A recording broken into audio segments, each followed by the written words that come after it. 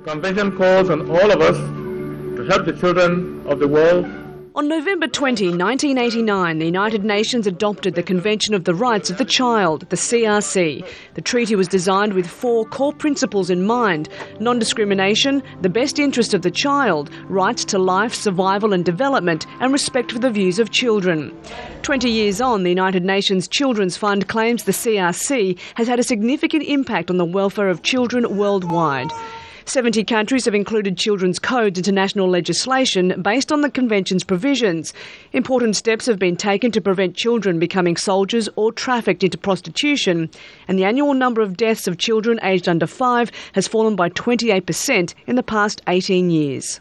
The UN Convention for the Rights of the Child has 193 ratifications. That's the highest number for any human rights treaties. Only 2 UN member states have not ratified the CRC. One of them is Somalia, which has not had a functioning government for almost 20 years. The other is the United States of America. It's embarrassing to find ourselves in the company of Somalia, a lawless land. Advocates say the treaty provides valuable guidelines and would protect American children from abuse and juvenile detention centres. But there's strong resistance in Washington to ratifying the CRC. US critics say the convention could override national sovereignty, and some opponents believe the treaty is anti-family, giving children the right to sue their parents or have an abortion without their consent. What you see is a movement away from best interest of the child standards, where the parents are the natural guardians of the child's best interests, to a rights-bearing approach, where the child is sort of a solitary rights bearer. The treaty needs the support of 2/3 of the US Congress in order to be ratified, and right now the numbers fall short. It is frustrating that the US is the only country that has not approved this, and we certainly hope that progress can soon be made. I think it's a question of integrity, and I'm actually quite proud of the United States that it says that this is a flawed treaty and we're not going to just sign on to it just so we can be part of the crowd. But supporters of the CRC insist Washington should be part of the crowd instead of standing against a treaty whose aim is protecting the human rights of children. Kath Turner, Al Jazeera, New York. Earlier I spoke with Jo Becker, the Advocacy Director for the Children's Rights Division at Human Rights Watch.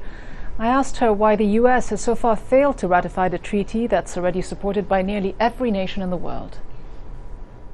It's really quite astonishing. In the 20 years since the Convention on the Rights of the Child was adopted, it's become the most widely and rapidly ratified treaty in history, and yet the only countries that have failed to ratify are Somalia and the United States. Why has the United States failed to ratify so far? Well, it really makes little sense because the treaty was negotiated under the Reagan administration in the 1980s.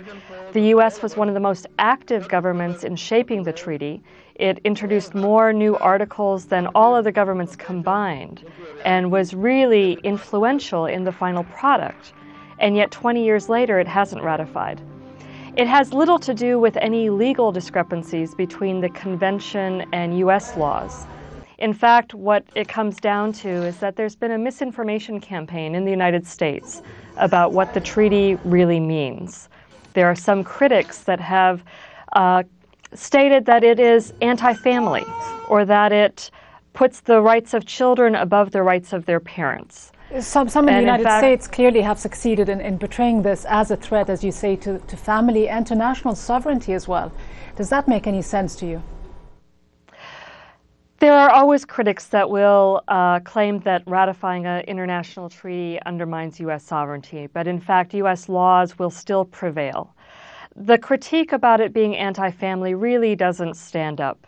If you look at the convention itself, it speaks repeatedly about the roles and the responsibilities of parents to guide and to raise their children, and about the importance of children growing up in a family environment.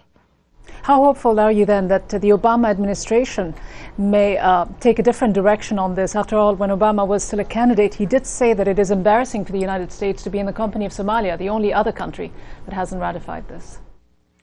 That's correct. And during his campaign, he did pledge to review the Convention on the Rights of the Child and other human rights treaties that the U.S. has not ratified.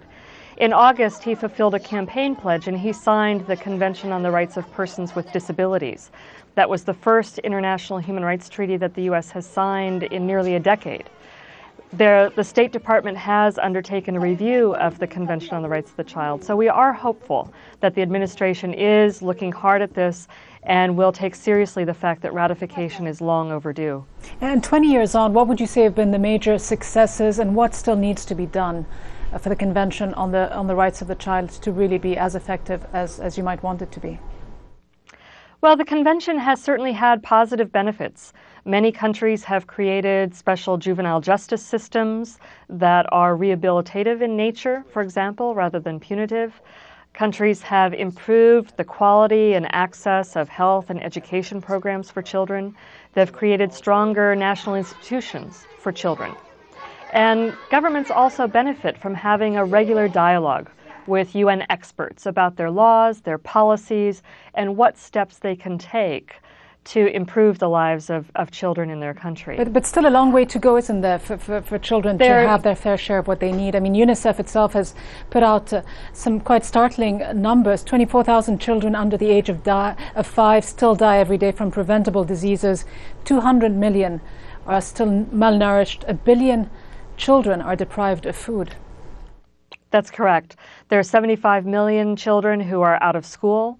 200 million children that we believe are involved in child labor.